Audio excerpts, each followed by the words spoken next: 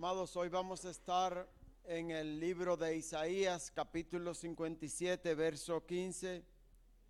Y la temática que vamos a estar teniendo en todos estos días es el tema acerca de la humildad, titulado La humildad. 57, 15.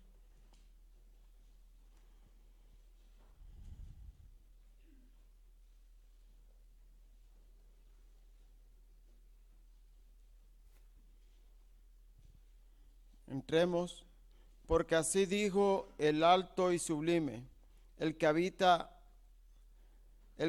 la eternidad y cuyo nombre es el Santo. Yo habito en la altura y la santidad, y con el quebrantado y humilde de espíritu, para hacer vivir el espíritu de los humildes y para vivificar el corazón de los quebrantados. Padre, te damos gracias por estar en este lugar, en esta mañana. Gracias. Tú das la fuerza, tú pones el querer y el hacer. Así también te rogamos que ministre nuestras almas, nuestros espíritus. Ministra todo nuestro ser tan necesitado de tu Espíritu Santo. Nada podemos hacer si no es el Espíritu Santo el que hace. Úsanos para tu gloria, en el nombre de Jesús. Amén. Gloria a Dios, alabado sea el Señor. Amado hermano que estás aquí en esta mañana, la Biblia es muy bien conocido por todos, la palabra del Santo. No es un libro de condenación, no es un libro de maldición, es un libro donde está escrito la palabra del Señor, el bien que quiere para nosotros. Nuestro Dios es un Dios de misericordia y nunca estuvo en su corazón el propósito de maldecir, de que el hombre fuera maldito, de que el hombre se perdiera en un lugar que hay reservado muy lejos de Dios, donde no hay absolutamente ninguna presencia de Él, no hay luces. Es un lugar terrible que estaba reservado para Satanás y los ángeles. Nunca ha sido el propósito de Dios que el hombre vaya a este lugar.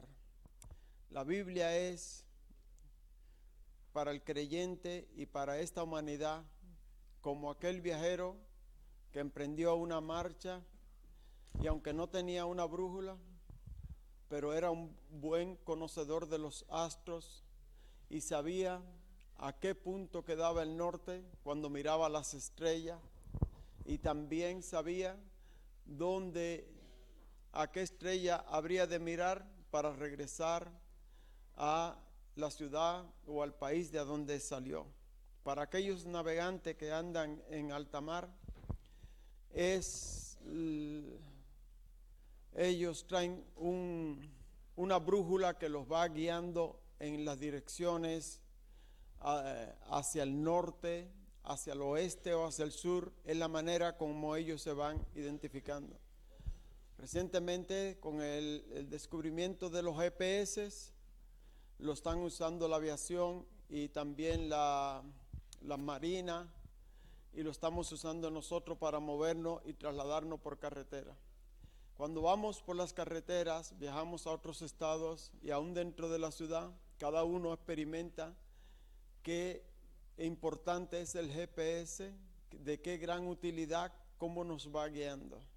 Asimismo, representa la Biblia para nosotros. En ocasiones he ido de viaje y el GPS me está anunciando que hay un tranque en la carretera que me va a crear una hora de atraso si sigo por ese camino, y más me conviene obedecerlo, y cuando lo he desobedecido lo tengo que lamentar porque caigo en un embotellamiento. Esto es una ilustración para representar la Biblia para el creyente. Dios nos hizo, pero no nos dejó a expensa, no nos dejó abandonados para que nosotros tropezáramos, anduviéramos por caminos errantes y perdidos. siempre nos puso una estrella para guiarnos a dónde era el lugar de regreso, y que cuando nos dirigiéramos hacia un destino, miráramos hacia el cielo para que no nos extraviáramos en el camino. Esto es la Biblia, no es un libro de condenación ni de maldición. Es regla número 1 en la que hemos de cambiar la mentalidad. No importa que en el pasado usaron los sagrados púlpitos para maldecir, para juzgarnos, para condenarnos. La Biblia nos guía. Dios nos ama, pero aquí está el problema.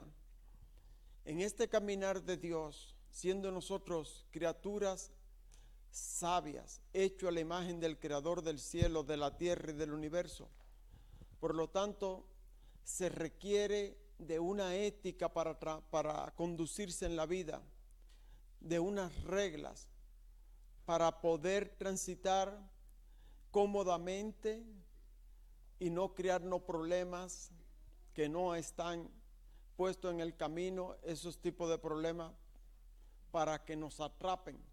No, si nosotros usamos bien el GPS de Dios, nos vamos a evitar muchos dolores de cabeza, muchos.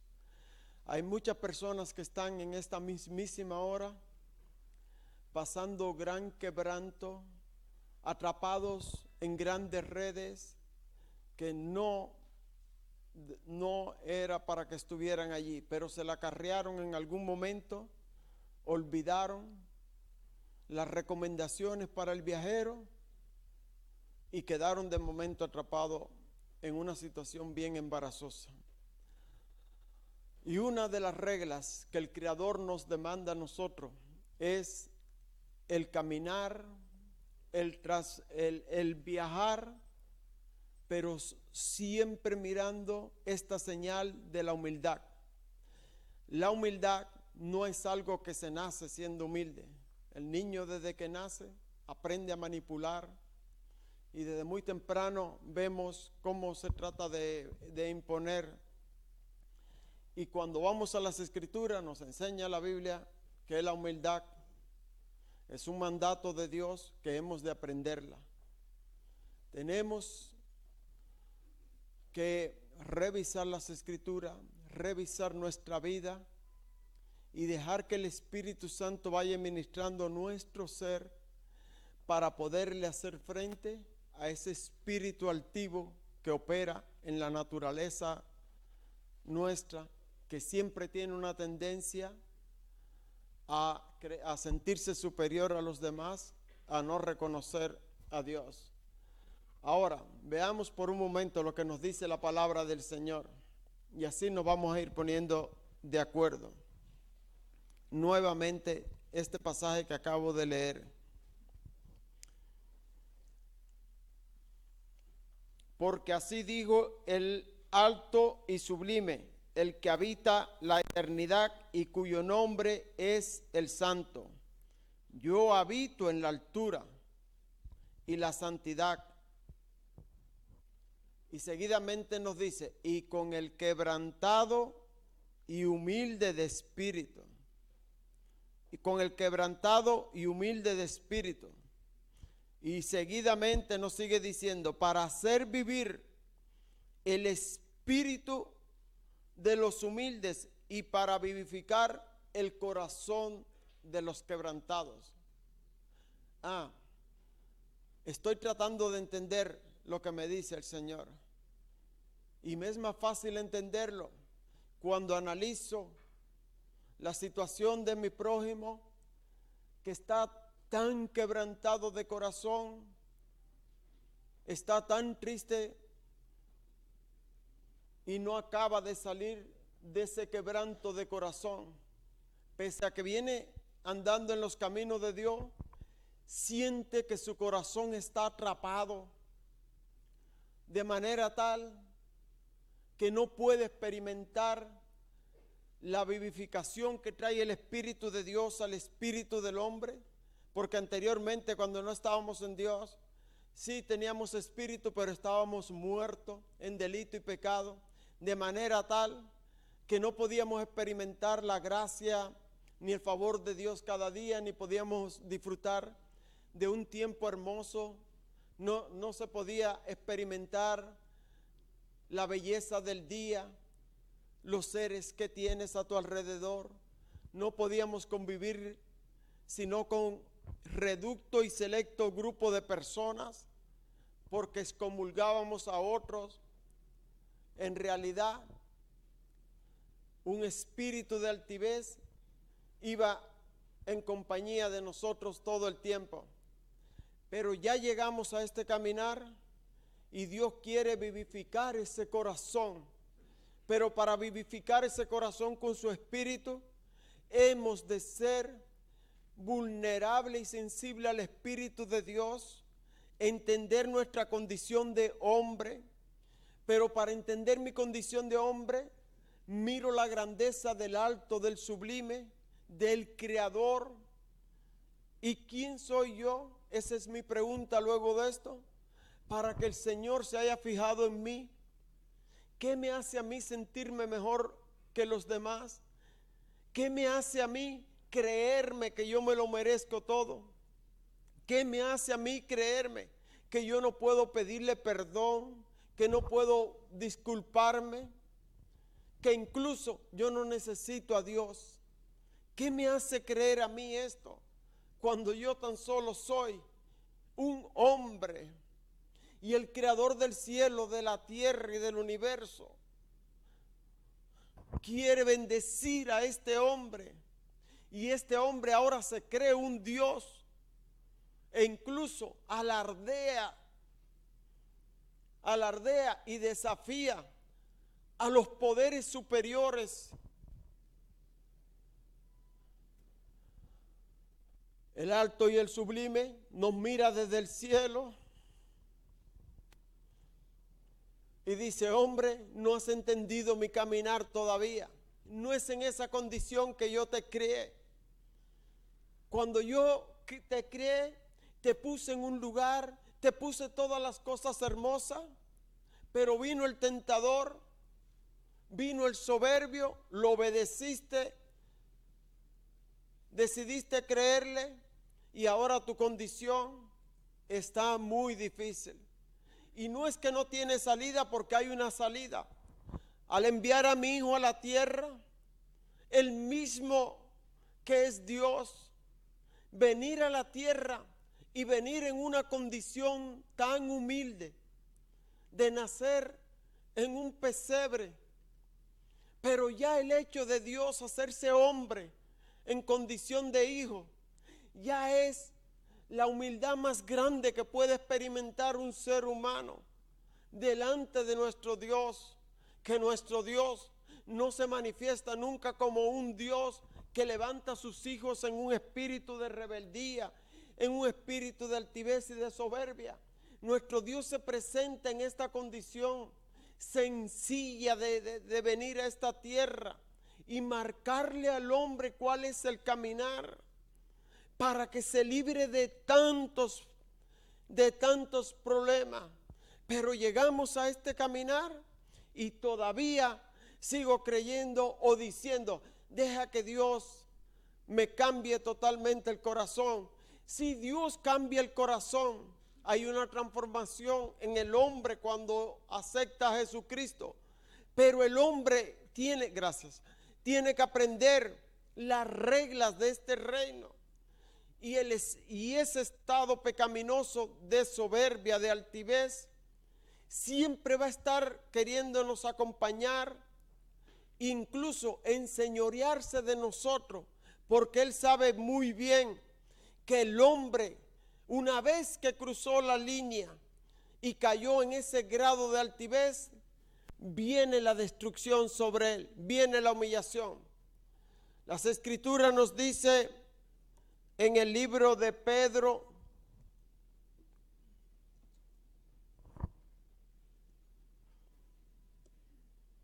vamos a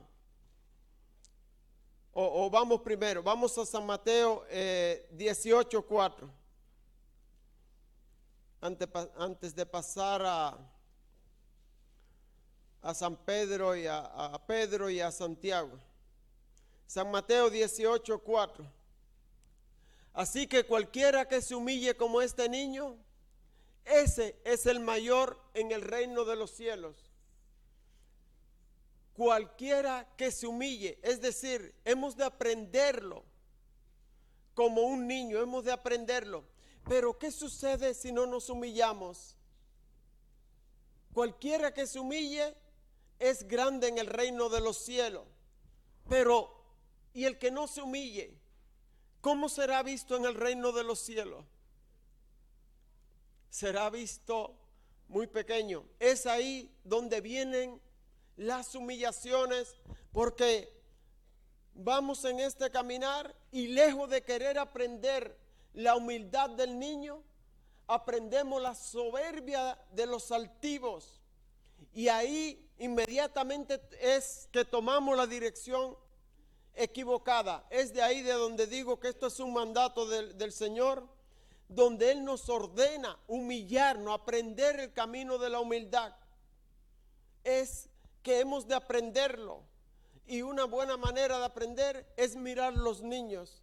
¿En qué grado de inocencia están los niños? Oh, ellos se consideran demasiado activos, demasiado soberbios. Pero cuando nosotros miramos a un niño, ¿cómo aprendemos en su mansedumbre? Porque lo regañamos, lo amonestamos. Ellos saben perdonar, ellos saben olvidar. Y nosotros en el grado de altivez no queremos perdonar, no queremos olvidar. Y después justificamos con que yo no soy, no, es que yo no soy soberbio bajo ninguna condición. Y guardamos un cúmulo de rencores y no somos soberbios. Preparamos venganza contra otras personas que no han hecho algo y no somos soberbios, somos humildes. No dejamos pasar una ofensa que se nos haga, pero justificamos, es que yo no tengo nada, es que yo soy una persona muy humilde. Pero inmediatamente que nosotros mismos nos echamos flores diciendo que somos humildes, es la primera prueba de que no hay un rasgo de humildad en nosotros. Es la primera evidencia de que hay ausencia de humildad en nuestras vidas. Ahora, usted puede observar en el libro de Santiago 1:9. También el apóstol Santiago nos vuelve a tocar este tema y nos dice: el hermano que es de humilde condición, gloríese en su exaltación. El hermano que es de humilde condición. Pero ¿a qué se referirá Santiago? Bueno, Isaías, Santiago y Pedro, ellos requieren un solo comentario para los tres. Santiago nos da el punto, el toque para una mayor interpretación.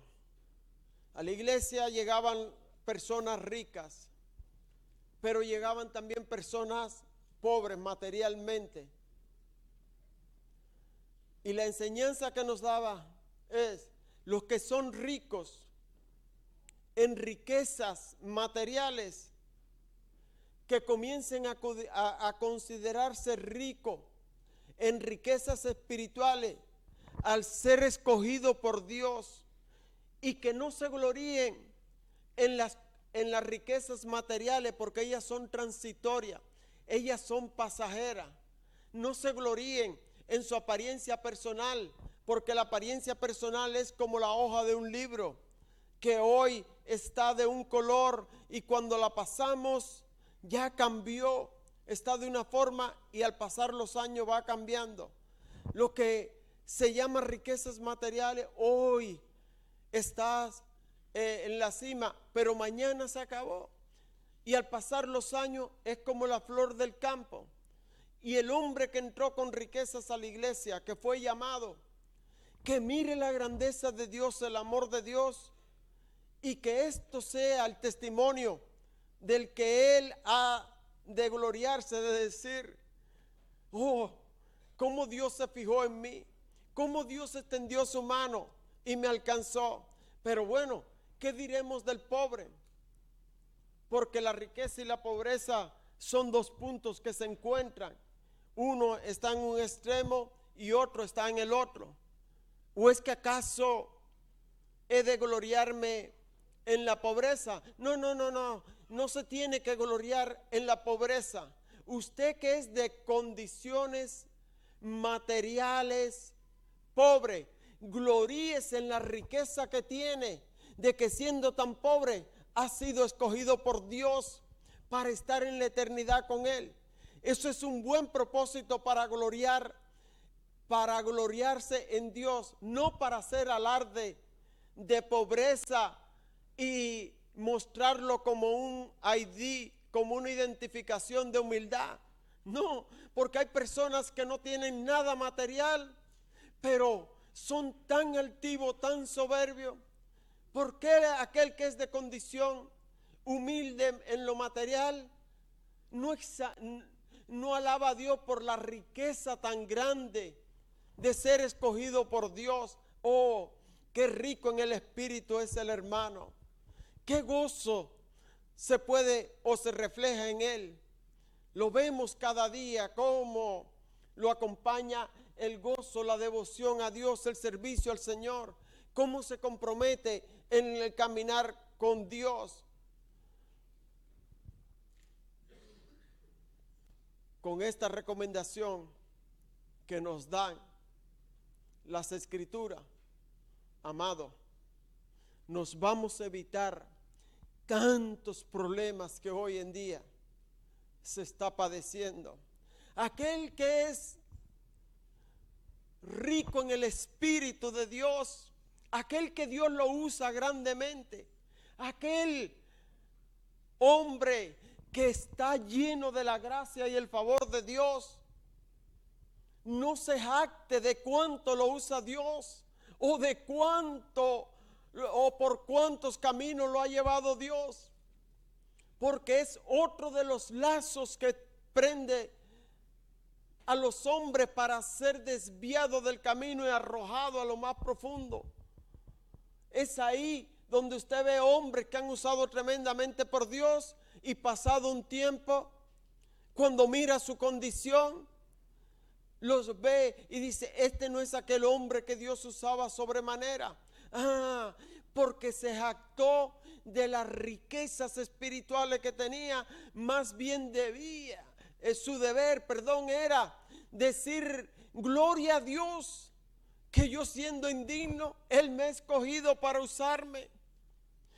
Muchas veces hacemos una observación en la iglesia y muchas personas se convierten al Señor y luego no permanecen, otros permanecen. Y encuentras algo en común si haces un estudio o un análisis de los que se apartan del camino. Todos abrazaron la soberbia con gran fuerza, la altivez, y no estaban dispuestos a abandonarla. No estaban dispuestos a abandonarla. La predicación se la sabían. Lo que nos dice la palabra, ellos se lo saben. Ellos tienen un conocimiento tan elevado de todas las cosas que no necesitan estar en la iglesia.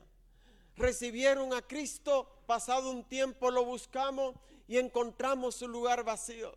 Pero vemos a aquellos que son llamados por Dios, que consideran cuánto necesitan a Dios, que miran su condición de humano, su condición pecaminosa, lo frágil que somos ante las inclemencias, adversidades, tanto la física como las espirituales.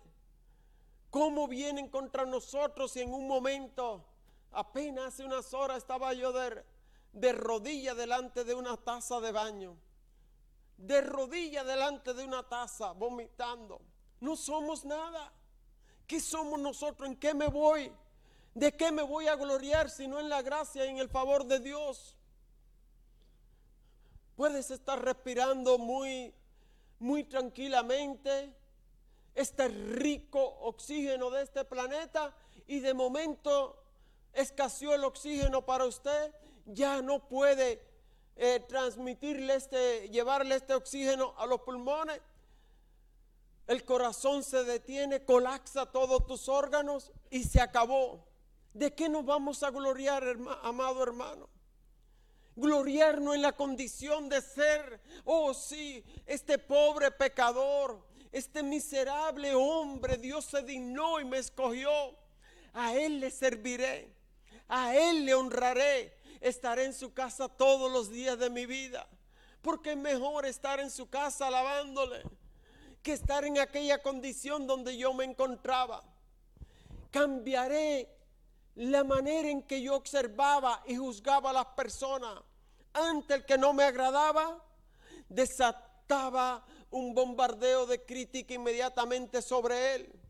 Ahora, en mi nueva vida, en el reino de Dios, desataré un bombardeo de bendición sobre estas personas. Antes pedía la cabeza de mis enemigos, ahora oro por ellos para que sean alcanzados como yo fui alcanzado. No podemos seguir conduciéndonos igual.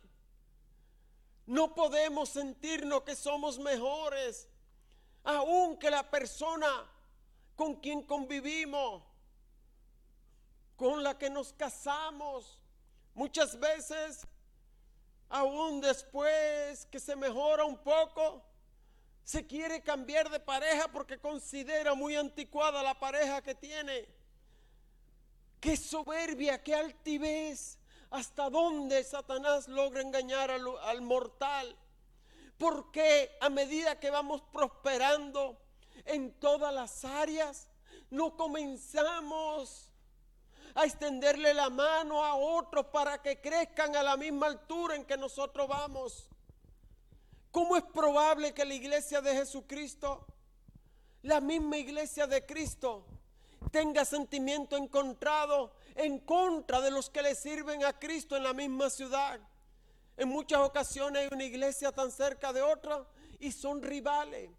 ¿Qué tamaño de orgullo y altivez, amado hermano? ¿Hasta dónde llega la soberbia del hombre? ¿Hasta dónde hemos de ser sujetados con una fuerte soga para no ser como el caballo o como el mulo sin entendimiento?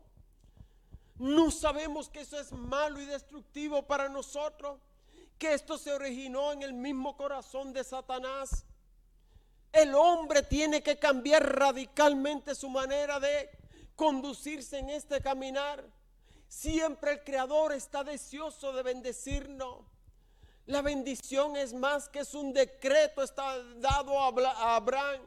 El Señor le prometió: en ti serán benditas todas las naciones. ¿Por qué no tomar la bendición y aferrarse a la maldición por dejar la brújula, el mapa del viajero, el cayado del peregrino? ¿Por qué mejor no tomar las enseñanzas que me están diciendo las condiciones para ser bendecido por Dios? Un día estábamos orando aquí en este lugar y se le ocurrió a un ministro de la ciudad decir una palabra de maldición en contra de un ministerio. Nos sentimos tan ofendidos, hermano. Nos sentimos con como que nos hirió, como que fue un objeto punzante contra nosotros. Y si estamos orando por los ministerios, ¿cómo se le ocurre al hermano decir maldito a un hombre que predica?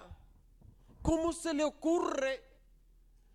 Lo llamé, tenía una iglesia muy numerosa, me invitó a predicar, me dijo que tenía unos 500 miembros. No pude contenerme y luego le hablé y le dije: no, en este ministerio se bendice los ministerios de la ciudad, se honra a los ministerios y a los que predican la palabra de Cristo. No nos agrada el estar soltando maldiciones o lo que pensamos, o haciendo esquematizando a algunas personas. Más tarde me vuelvo a encontrar el hermano y le pregunté por cómo estaba todo y me dijo: tuve un problema. ¿Te acuerdas que cuando fuiste a la iglesia había como 500? Ahora me quedaron 30 miembros. Amado hermano, no hemos visto a nadie a través de los años en el caminar de Cristo que se haya convertido en juez y acusador de los demás, que no haya tropezado de una manera bien tremenda y haya caído. Pero así mismito decimos lo contrario. No hemos visto a nadie que haya entrado por las puertas.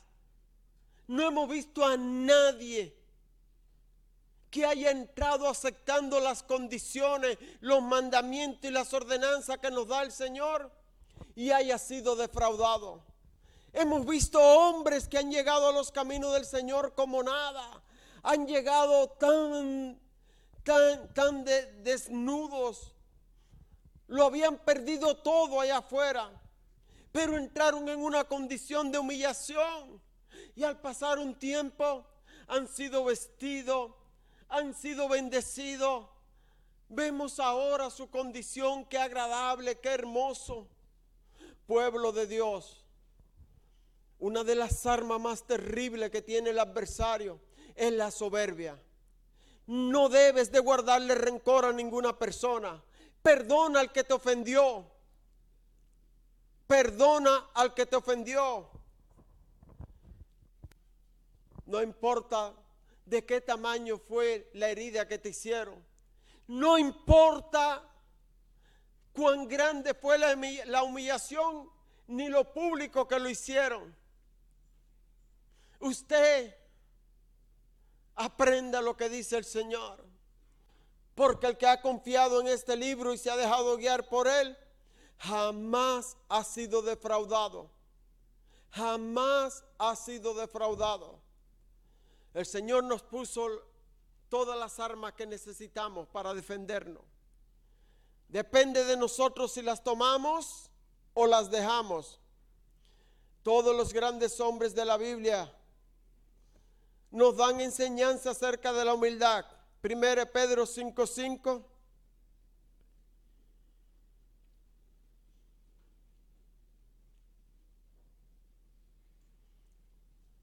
Igualmente, jóvenes, estad sujetos a los ancianos y todos sumisos unos a otros, revestidos de humildad, porque Dios resiste a los soberbios y da gracias a los humildes. Muchas personas hablan, he escuchado varios comentarios que han estado en congregaciones y salen tan desanimados de las congregaciones. A veces estoy hablando de congregaciones muy grandes, porque notan una carencia de amor. Muchas veces se acercan a nosotros los creyentes y se van tan defraudados del lado de nosotros, porque los defraudamos por nuestra condición, por la falta de humildad en nuestras vidas. Otras veces consideramos a otros personas ancianas, ministeriales, que le debemos una honra, un respeto. Los resistimos y decidimos hacer las cosas como nos conviene a nosotros, sin escuchar, sin honrar.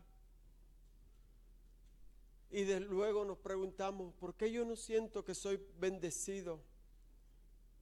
¿Qué pasa? ¿Por qué no estoy sintiendo y experimentando la mano del Señor?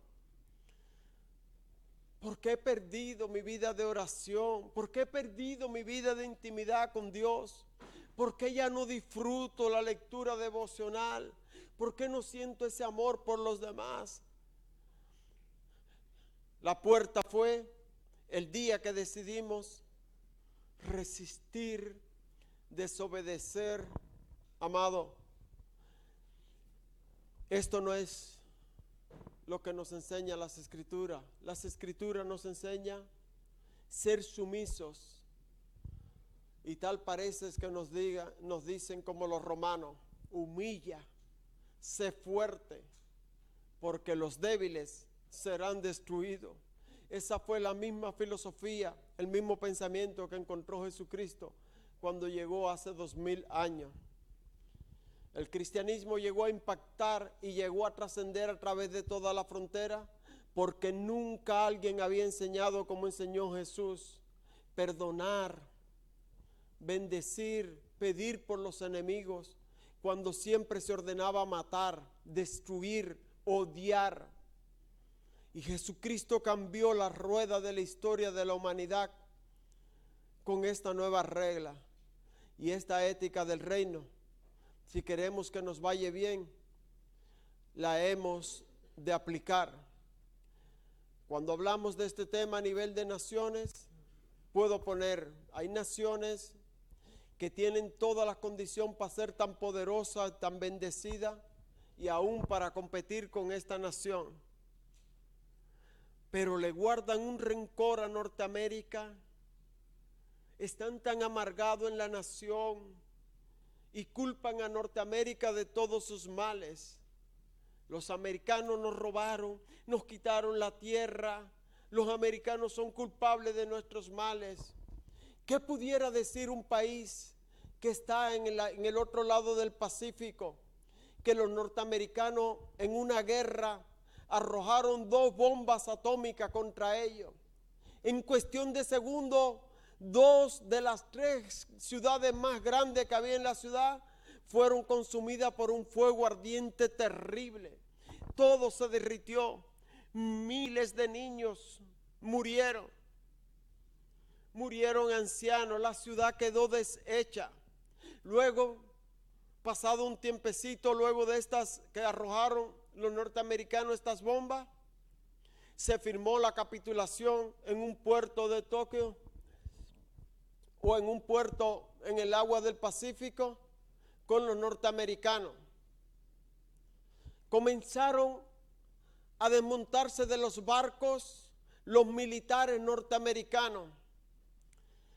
¿Saben cuál fue la conducta de aquellas personas que le habían arrojado 2 bombas atómicas sobre su territorio?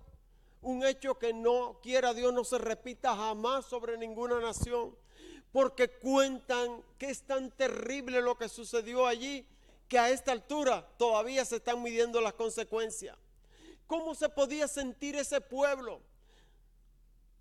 Antes, los militares que arrojaron las bombas contra sus hijos, cuando desmontaron los norteamericanos y comenzaron a caminar por la capital de aquel país, aquellos hombres con un espíritu de sumisión recibían a los enemigos con un espíritu de sumisión, con un espíritu de perdón.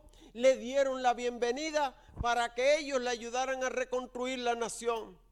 No pasaron muchos años en que esa nación en el campo económico estaba compitiendo con este mismo país. ¿Qué diferencia hay cuando hay perdón a cuando hay rencores? Regularmente en las regiones de Latinoamérica, nuestros países, muchas veces, y tal parece que la pobreza se ha enseñoreado de nuestra nación, pero cuando mides el grado de soberbia que hay entre los pueblos de nosotros y cómo nos aferramos a culpar a los norteamericanos de todos los males que hay. ¿Por qué los pueblos de nosotros dejan de justificar sus problemas y comienzan a caminar en humildad, en sencillez, como hicieron aquellos pueblos del Pacífico? ¿O será que en nosotros no hay un espíritu de humildad en nuestros países, a no ser que seamos alcanzados por el Señor Jesucristo? ¿Será que no sabemos reconocer nuestros propios errores y siempre vamos a estar juzgando a los demás? ¿Acaso ese no es la primera o la segunda medida para medir el grado de altivez que hay en nosotros? Quien tal se conduzca, no crea que va a prosperar mucho, no llegará muy lejos en esa condición. La Biblia nos enseña de 2 hombres, 2 reyes que hubo en Israel. Uno llamado el rey David y otro Salomón. Estos 2 reyes hicieron cosas inigualables que ningún hombre le ha alcanzado sobre la faz de la tierra. El rey David se llevó el título de ser el hombre que conocía el corazón de Dios. Y Salomón se conoce como el hombre más sabio que jamás haya caminado sobre la faz de la tierra. En el reinado de los dos hubo paz en su nación, hubo prosperidad sin igual. Y comenzamos a investigar qué tenían estos hombres en común, por qué su reino fue engrandecido sobremanera, por qué fueron prosperados, por qué Dios los bendijo tanto. Y nos damos una ojeada por las escrituras y nos llegamos al a segunda de Samuel 27, 18. Segunda de Samuel.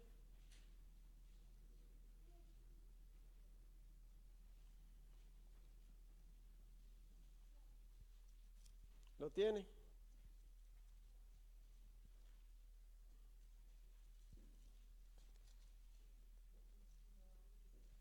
No. Ok.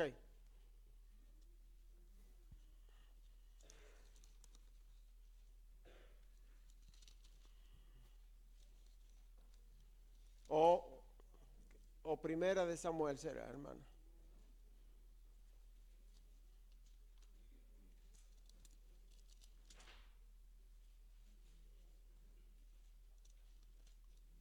Si lo tiene, me avisa.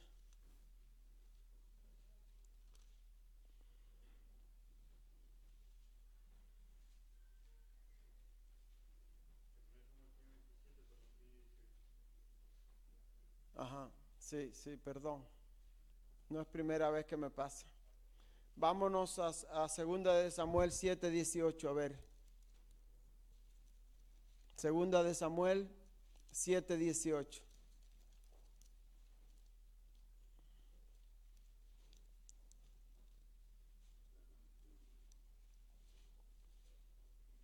¿Ya lo tiene? Es esto. Y entró, perdón, los que están en la pantalla. Y entró el rey David y se puso delante de Jehová y dijo: Señor Jehová, ¿quién soy yo y qué es mi casa para que tú me hayas traído hasta aquí? Ahora, observe. Esto fue lo que dijo el rey David. El mismo hombre que un día recibió, estando cuidando las ovejas, al profeta Samuel y le descargó el cuerno de aceite ungido y le declaró palabra de que había sido escogido por él. El mismo hombre que vio la gracia de Dios, el poder de Dios al cortarle la cabeza al guerrero más temible y terrible que era el enemigo de Israel. Qué grande es este hombre. Pero este hombre no se enseñoreó de sus victorias, de las hazañas que tenía. Aunque había sido escogido por Dios, su ministerio estaba dado, no dijo: hey, yo sabía que en mi ministerio me lo tenían que entregar porque yo me lo gané. Mi ministerio me lo dan o algo pasa aquí. No. Entró en Jerusalén y le quería, incluso dijo: Señor, ¿por qué yo tengo una casa y su carpa y el arca de Jehová? Tú no tienes una casa donde se te adore. Yo quiero construirte para ti tu casa. Quiero construir un lugar donde se te adore.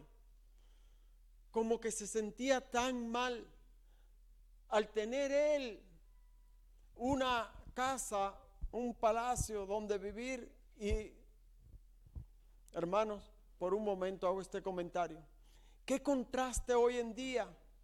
Cuando pensamos ministerialmente, primero mi casa, primero mis posiciones. Primero lo de nosotros y Dios queda de segundo. Mira el corazón de David. ¿Quién soy yo? ¿Quién soy yo para que tú me hayas escogido? Mira la condición de nosotros. Señor, ¿por qué yo? ¿Por qué a mí me pasan estas cosas? ¿Por qué nos tiene que pasar a nosotros? Mira el rey David. ¿Quién soy yo para que tú me hayas escogido? Para que me prospere, para que reine, para que me hayas traído hasta esta santa ciudad. Ahora, observemos al segundo hombre de nuestra historia en esta mañana. Primera de Reyes 3:7.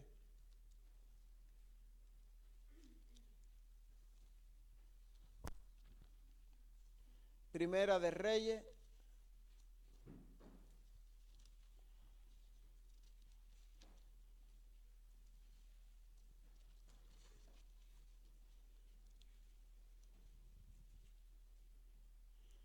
Ahora pues, Jehová, Dios mío, tú me has puesto a mí, tu siervo, por rey en lugar de David, mi padre.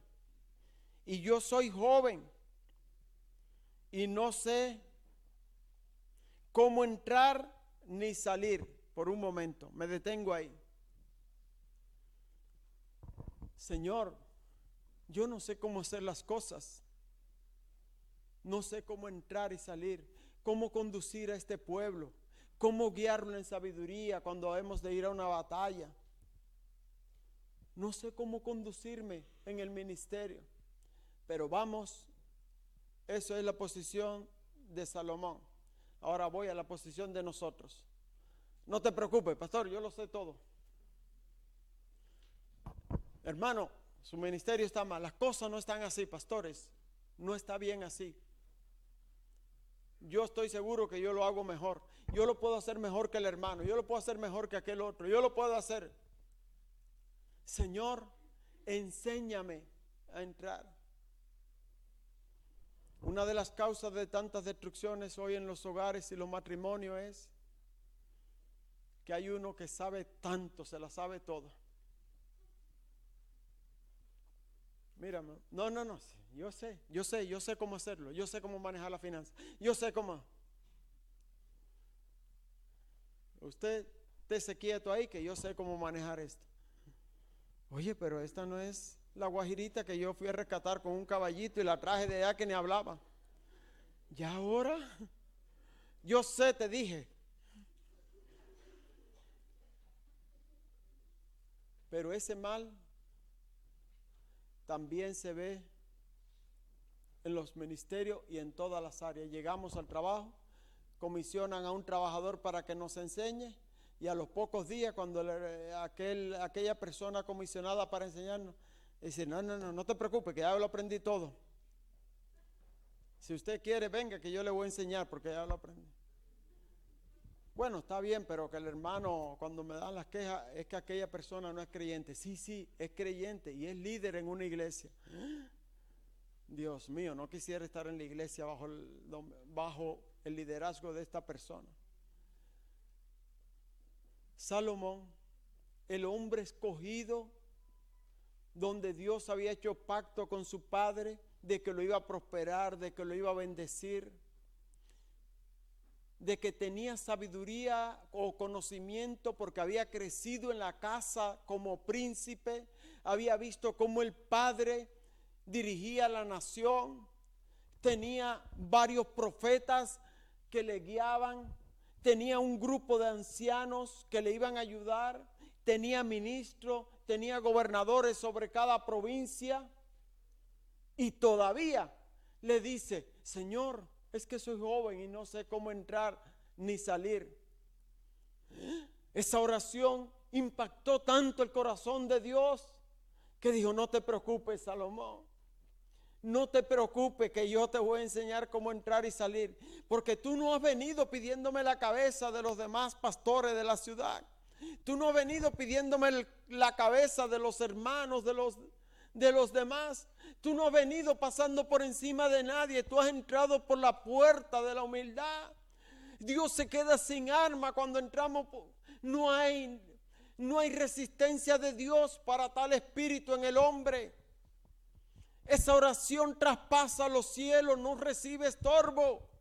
Esa oración llega como un rayo inmediatamente al cielo, como la luz que traspasa las nubes y llega a la tierra. Así llega esta oración al cielo.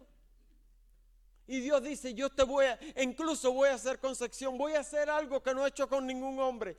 Te daré sabiduría como nadie, porque tú no viniste pidiéndome. Yo no sé por qué Dios no escucha mi oración. Porque estás orando: Señor, ¿lo mata tú o lo mato yo? ¿Te lo lleva o me lo llevo? ¿Me lo quita o me lo... Tú cambia aquí, no sé, manda al pastor allá, mándalo para la sierra, los Tarahumara a pastorear, porque aquí el llamado lo tengo yo. Ese hermano, el diácono, el otro, la secretaria, el otro. Amado hermano, llegamos, visitamos muchas veces iglesia en los campos, en la zona remota, allá en la Sierra de México. Nunca llegamos imponiendo ni dando órdenes. No establecemos nuestra voluntad ni en ninguna iglesia en la ciudad. Como creyente, condúzcase siempre a donde quiera que vaya. Aprenda o comience a practicar el camino de la humildad. No se nace, se hace. Por cuanto todos los hombres pecaron, están destituidos de la gracia de Dios.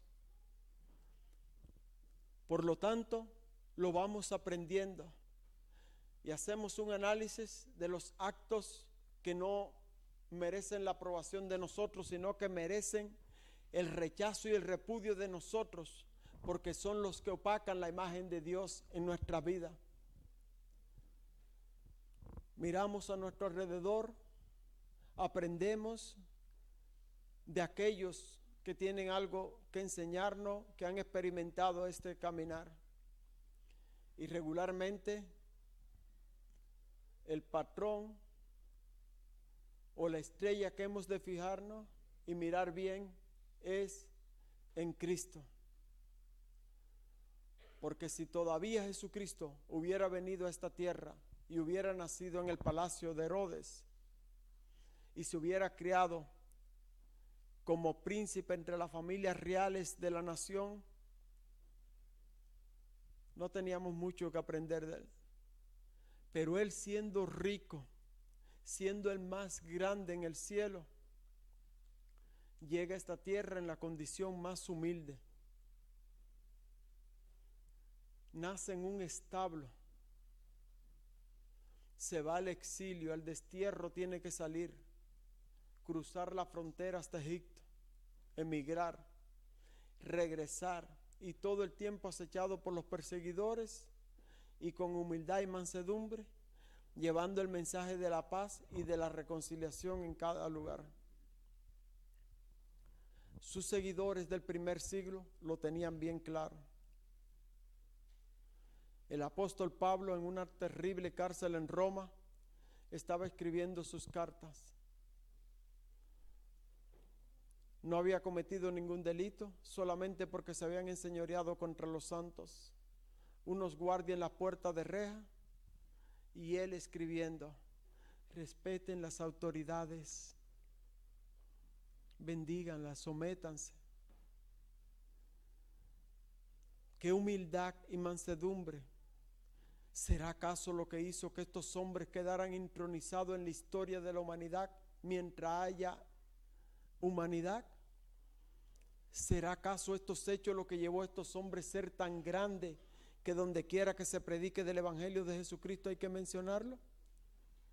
Esto es lo que te va a llevar a ti a la grandeza que Dios se ha propuesto hacer en tu vida, porque bien sabe Dios que una vez que lo aprendas, cuando Él te visite con todas las bendiciones que tienes para ti, no va a hacerte daño ninguna de la prosperidad, ni de todos los dones y virtudes que desarrolla en ti, porque sabe muy bien que tú le vas a dar la gloria a Él siempre, y todo lo que tú hagas lo va a hacer para la gloria de Él.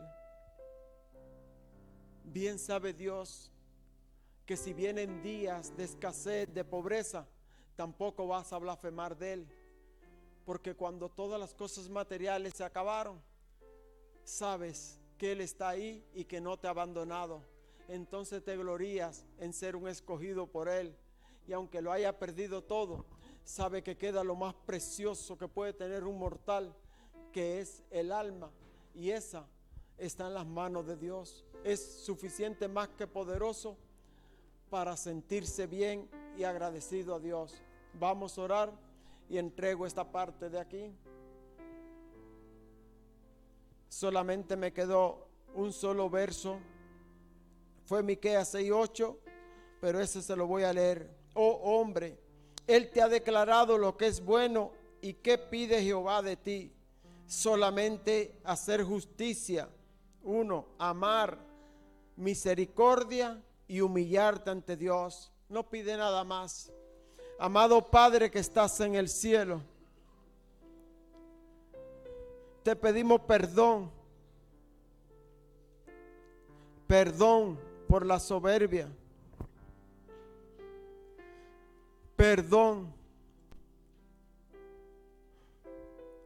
porque lejos de darte las gracias y la gloria luego de usarnos, hemos pecado contra ti, haciendo lo que no es agradable delante de tus ojos.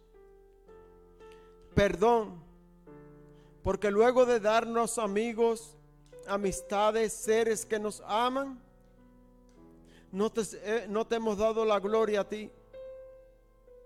Perdón, Padre. Perdón, porque te pedimos y nos diste, y no te reconocimos en lo que nos ha dado. Perdón, Padre, porque cada semana experimentamos tu mano en nuestro andar y no te hemos reconocido en los caminos. Perdón por no bendecir a aquel que tú bendices. Al contrario, le he deseado el mal y con el pensamiento lo hemos maldecido. Perdón, perdón, Padre, porque nos hemos creído que lo merecemos todo y no analizamos y decimos: ¿por qué yo? ¿Por qué nosotros? Reconociendo que no somos dignos de tal visitación, bendición, la hermosura de la vida que tú nos das cada día, los seres amados. No te alabamos por darnos local donde reunirnos. No te alabamos por el trabajo, no te glorificamos por todas las riquezas. A veces ni te honramos, ni con ofrenda, ni con diezmo. Creemos que esto viene todo de nosotros. Perdón, perdón, Padre, porque vienes a recordarnos a través de cuando nos visitan las enfermedades, que en todos los caminos te hemos de ver, te hemos de glorificar, y todo cuanto se reciba siempre agradecido, en la ganancia y en la pérdida también. No hemos de blasfemar en contra tuya. Perdón.